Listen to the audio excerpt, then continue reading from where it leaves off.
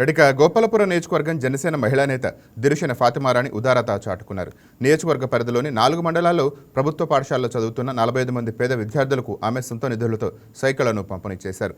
దూర ప్రాంతాల నుంచి పాఠశాలలకు వచ్చే విద్యార్థినులకు రవాణా సౌకర్యం లేక ఇబ్బంది పడకూడదనే ఉద్దేశంతో సైకిళ్లను పంపిణీ చేశామంటున్న జనసేన మహిళా నేత దిరుశన ఫాతిమారాణితో మా correspondent Murali face to face. Gopalapuram నియోజకవర్గంలో జనసేన మహిళా నేత దిరుశన ఫాతిమారాణి గారి ఆధ్వర్యంలో అయితే పేద విద్యార్థులకైతే 4 మండలాలకు సంబంధించి 45 మంది బాలికలకైతే సైకిళ్ళు పంపిణీ చేశారు. దీనికి సంబంధించి మనతో మాట్లాడడానికి జనసేన మహిళా నేత దిరుశన ఫాతిమారాణి గారు ఉన్నారు.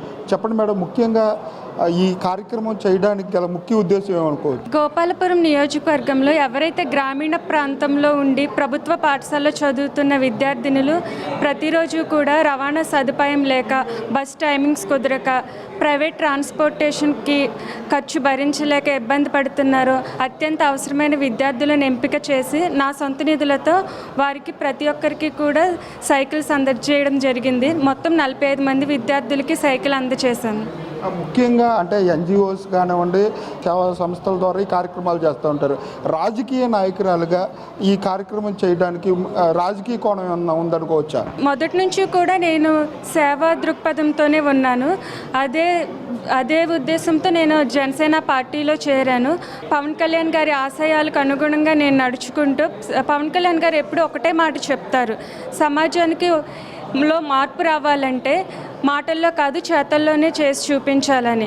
అలాగే నేను ఈరోజు ఈ సైకిల్స్ ప్రోగ్రామ్ ఏదైతే ప్రారంభించానో పిల్లలకి వారికి ఉపయోగపడాలని చెప్పి, అది కేవలం వారి సైకిల్ తొక్కుకుంటూ స్కూల్కి వెళ్ళడానికి మాత్రమే కాకుండా భవిష్యత్తులో వారు వేగంగా దూసుకుపోవడానికి ఒక వాహనం కావాలని, వారికి సెల్ఫ్ కాన్ఫిడెన్స్ బిల్డప్ అవ్వాలని, వాళ్ళకంటూ ఒక ఇండిపెండెంట్గా ఉండాలని ఆలోచనతో ఇటువంటి కార్యక్రమం మొదలుపెట్టాను. ముఖ్యంగా అంటే 4 మండలాల్లో ఎక్కువ మంది బాలికలు ఉంటారు.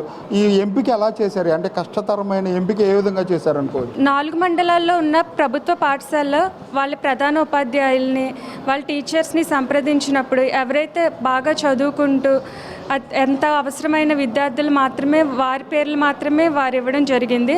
వాళ్ళకు మాత్రమే ఆ స్కూల్ స్టాఫ్తో మేము సంప్రదించుకొని వాళ్ళని ఎంపిక చేసుకొని చేసాము.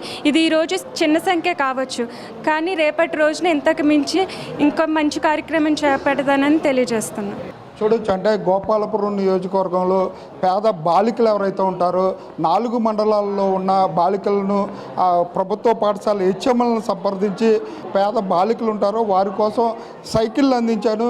ఈ సాయం ఇంతటితో ఆగకుండా ఇంకా మరిన్ని సేవా కార్యక్రమాలు చేస్తానని చెప్పి గోపాలపురం నియోజకవర్గ జనసేన మహిళా నాయకురాలు దిరుశన ఫాతిమారాణి చెప్పే పరిస్థితులు అయితే ఇక్కడ కనపడుతున్నాయి. కెమెరా పర్సన్ మధుతో మురళి, వైకే న్యూస్, ఉమ్మడి పశ్చిమ గోదావరి జిల్లా నుంచి.